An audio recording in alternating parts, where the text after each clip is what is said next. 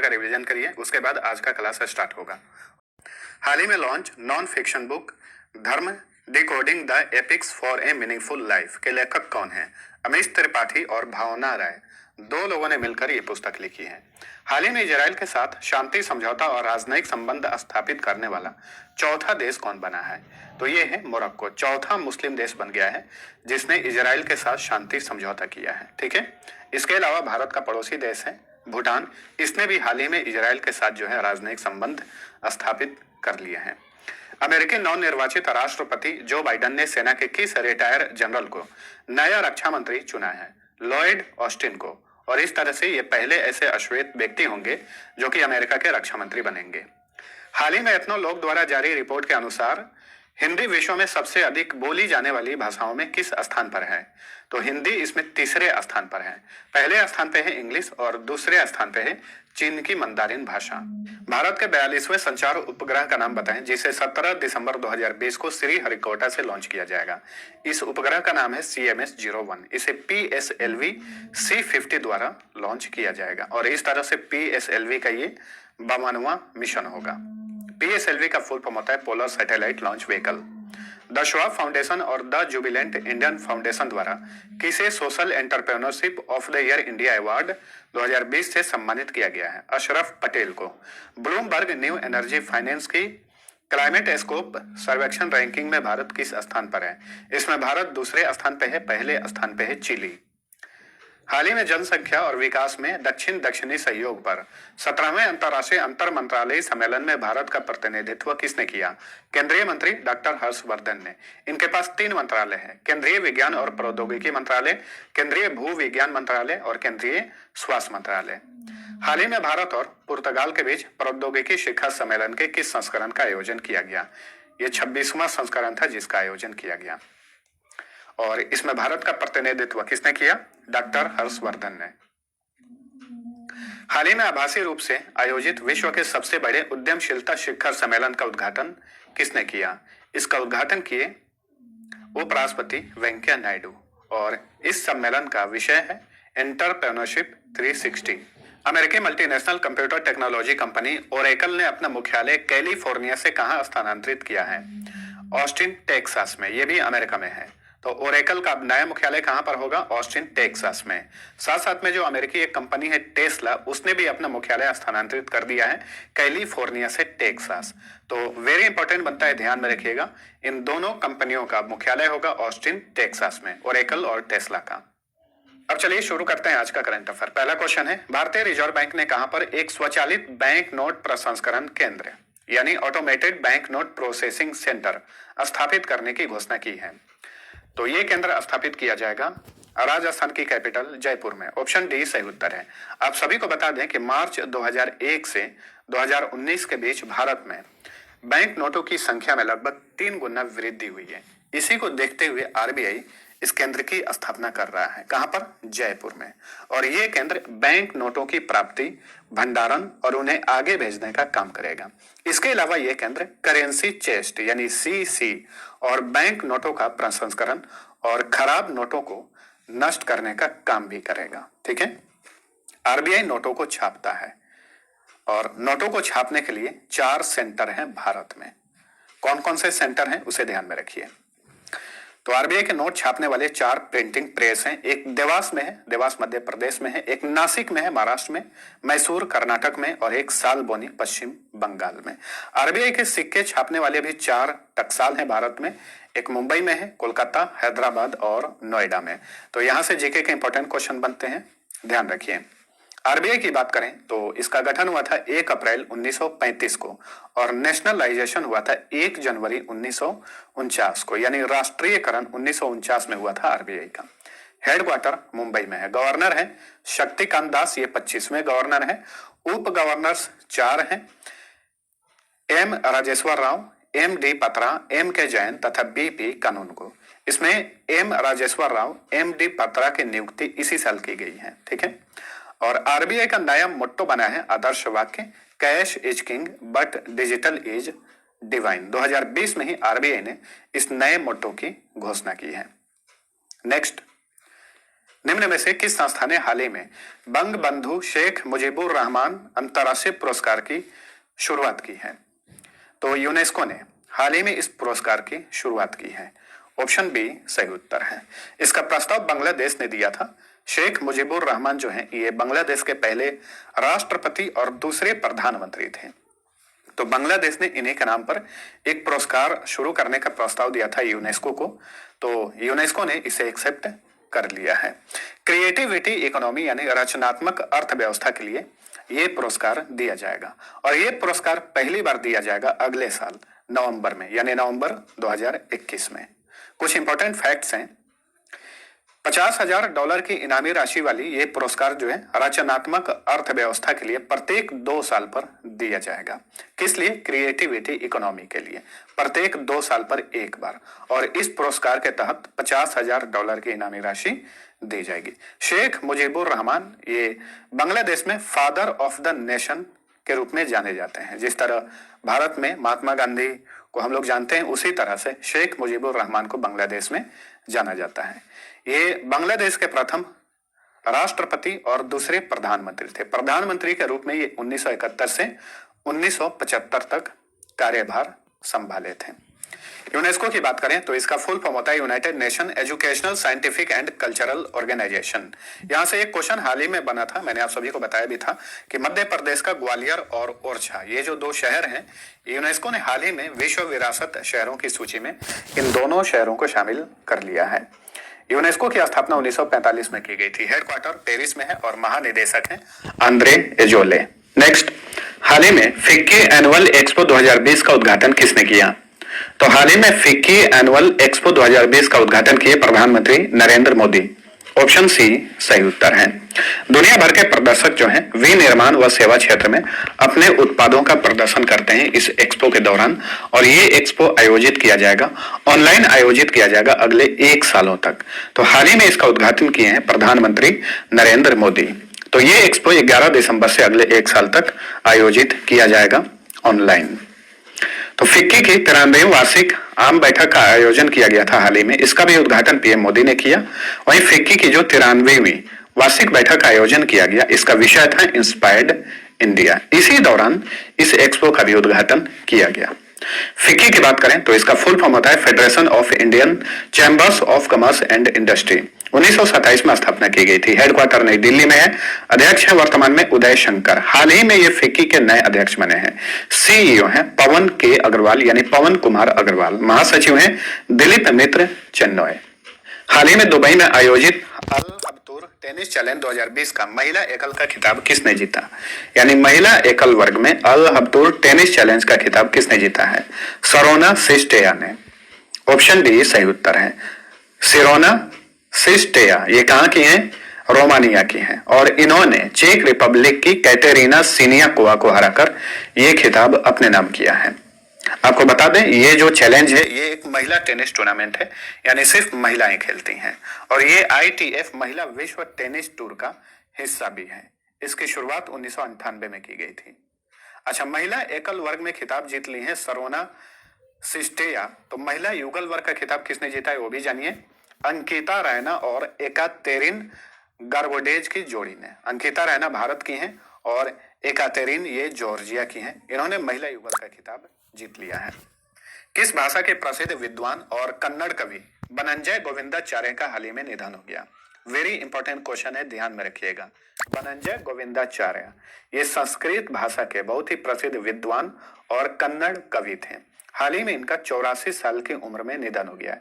कहां पर निधन हुआ? कर्नाटक के उडुपी में इनका निधन हुआ है। तो ये कर्नाटक के ही थे, बनंजय गोविंदाचार्य। इनका पूरा नाम था विद्यावाचस्पति बनंजय गोविंदाचार्य, जो कि कर्नाटक से संबंध रखते थे। गोविंदाचार्य मध्वा विचारधारा के प्रचारक थे।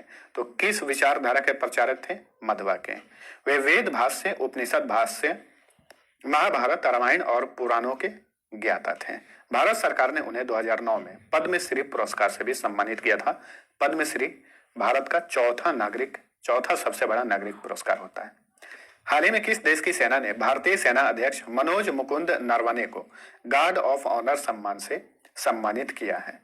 तो सऊदी अरब ने मनोज मुकुंद नरवणे को, जो कि भारत के थल सेना अध्यक्ष हैं, इन्हें गार्ड ऑफ ऑनर से सम्मानित किया है। ऑप्शन सी सही उत्तर है।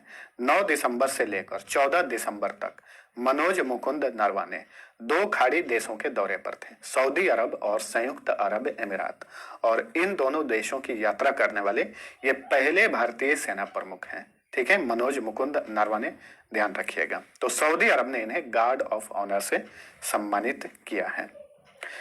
वहीं पिछले महीने ये नेपाल के दौरे पर भी गए हुए थे, तो नेपाल के राष्ट्रपति विद्या देवी भंडारी ने इन्हें जनरल ऑफ नेपाल आर्मी की मानद उपाधि से सम्मानित किया था। ठीक है, तो नरवणे सऊदी अरब और यूएई के आधिकारिक यात्रा करने वाले पहले सेना प्रमुख बन गए हैं। सऊदी अरब एक खाड़ी देश है, कच्चे तेल का सबसे बड़ा निर्यातक देश है पूरे विश्व में, और भारत जो है अपने जरूरत का लगभग 18% कच्चा तेल जो है सऊदी अरब से ही आयात करता है। सऊदी अरब की कैपिटल रियाद, यहाँ के किंग है Salman bin Abdul Aziz Al Saud, crown prince है मोहम्मद बिन सलमान, और मुद्रा का नाम है रियाल।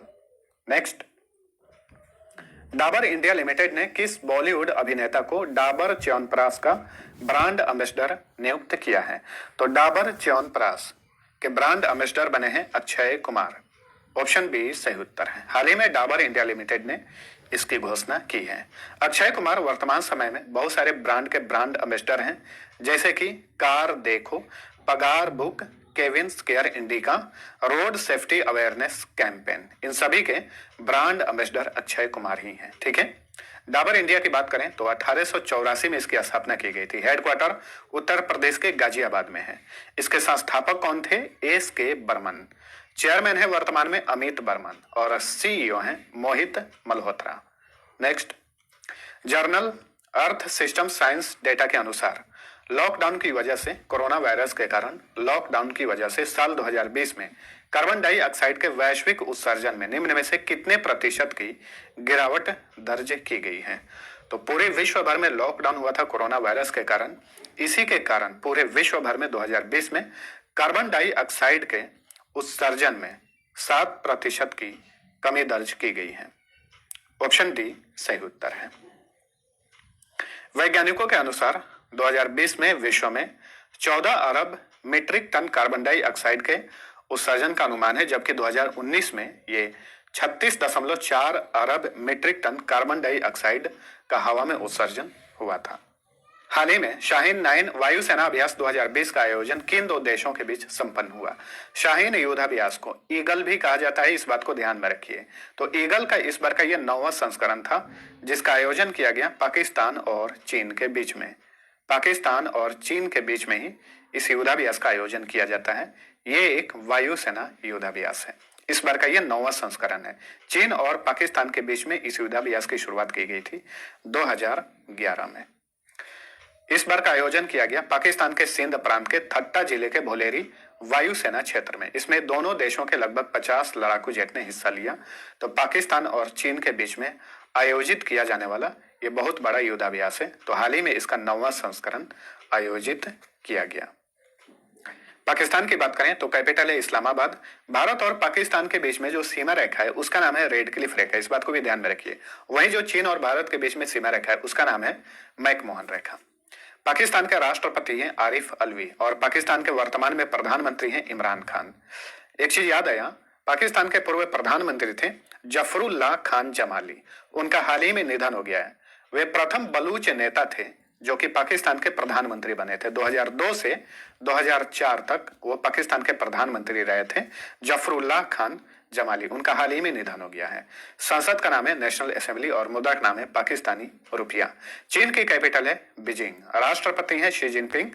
प्राइम मिनिस्टर हैं ली केकियांग। संसद का नाम है नेशनल पीपुल्स कांग्रेस और मुद्रा का नाम है रेन मिम्बी। युवान भी कहा जाता है। युवान एक अंतरराष्ट्रीय यूनिट है चीन के लिए। हाल ही में formula 1 Abu Dhabi grand prix 2020 का खिताब किसने जीता? तो अबू धाबी ग्रैंड प्रिक्स 2020 का खिताब जीते हैं मैक्स वर्स्टेपन। इस साल का इनका ये दूसरा खिताब है और कैरियर का 10वां खिताब है। तो अबू धाबी ग्रैंड प्रिक्स 2020 का खिताब जीत लिए हैं मैक्स वर्स्टेपन। आपको बता दें इन्होंने इस साल जो अपना पहला खिताब जीता था फार्मूला 1 का, वो था 70th एनिवर्सरी ग्रैंड प्रिक्स, जो कि मैक्स वर्स्टेपन ने जीता। ये कहाँ के हैं? ये रेड बुल के ड्राइवर हैं और ये बेल्जियम के निवासी हैं। किस कंपनी ने कोरोना के फ्रंटलाइन हेल्थ केयर श्रमिकों के लिए गॉट यू कवर्ड नामक अभियान की शुरुआत की है? तो गॉट यू कवर्ड नामक अभियान की शुरुआत की है भारतीय एक्सा जनरल इंश्योरेंस कंपनी ने। ऑप्शन बी सही उत्तर है। तो जो भी फ्रंट लाइन हेल्थ केयर के श्रमिक हैं उन्हें प्रोत्साहन और उनका सराहना करने के लिए गॉट यू कवर्ड नामक अभियान की शुरुआत किया है भारतीय एक्सा ने। ठीक है, किसके सहयोग से? प्राइमरो स्किल्स एंड ट्रेनिंग के सहयोग से इस अभियान की शुरुआत की गई है।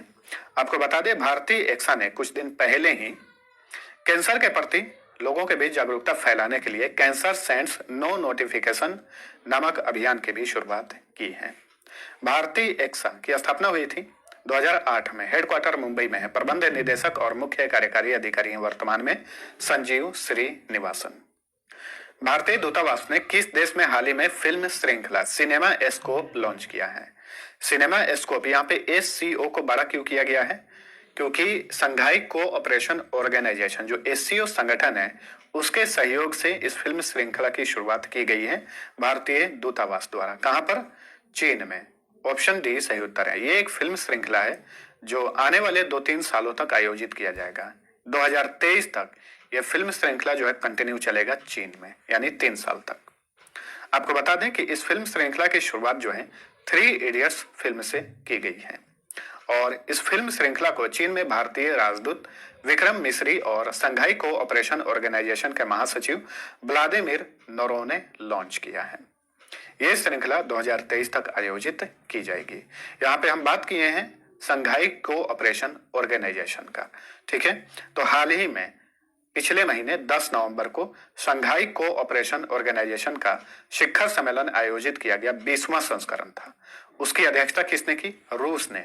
रूस के राष्ट्रपति व्लादिमीर पुतिन ने। और भारत का प्रतिनिधित्व किए उसमें प्रधानमंत्री नरेंद्र मोदी। एससीओ का हेडक्वार्टर कहां पर है? बीजिंग में है। 17 दिसंबर 2020 से भारत और किस देश के बीच 55 साल बाद फिर से हल्दीबाड़ी चिल्हाटी रेल लिंक की शुरुआत की जाएगी? तो 55 साल बाद हल्दीबाड़ी चिल्हाटी रेल लिंक की शुरुआत की जाएगी भारत और बांग्लादेश के बीच में। ऑप्शन सी सही उत्तर है। 1965 में इस रेल लिंक को बंद कर दिया जाएगा, अब इसे फिर से चालू किया जाएगा। 17 दिसंबर 2020 को इस लिंक को प्रधानमंत्री नरेंद्र मोदी और बांग्लादेश की प्रधानमंत्री शेख हसीना द्वारा लॉन्च किया जाएगा। 1965 में भारत और पाकिस्तान के बीच में जो जंग हुआ था उसके बाद से ही इस रेल मार्ग को बंद कर दिया गया था। एक चीज और नोट करिए, 26 मार्च 2021 से यानी अगले साल 26 मार्च से दोनों देशों के बीच एक सड़क भी शुरू किया जाएगा और इस सड़क का नाम होगा स्वाधीनता सड़क। आप सभी को बता दें इसी साल भारतीय रेलवे ने पहली बार सूखी मिर्च का निर्यात किया था रेलवे के माध्यम से और ये रेल गया था बांग्लादेश में। तो पहली बार सूखी मिर्च का निर्यात भारत ने रेलवे ट्रांसपोर्ट के माध्यम से किया था बांग्लादेश को। इस बात को ध्यान में रखिए। ठीक है, तो फ्रेंड्स ये था हमारा आज का करंट अफेयर। वीडियो पसंद आया है तो लाइक और शेयर जरूर करना। और जैसे कि मैंने आप सभी को बताया है पीडीएफ का चल रहा है, पिछले क्विज का आंसर जानिए। पहला क्वेश्चन था द स्ट्रेट्स टाइम्स द्वारा एशियन ऑफ द ईयर 2020 से सम्मानित 6 लोगों में से एकमात्र भारतीय कौन है? तो इसका सही उत्तर था ऑप्शन बी अदार पूनावाला, जो कि वर्तमान समय में सीरम इंस्टीट्यूट ऑफ इंडिया के सीईओ हैं। सीरम इंस्टीट्यूट जो है विश्व की सबसे बड़ी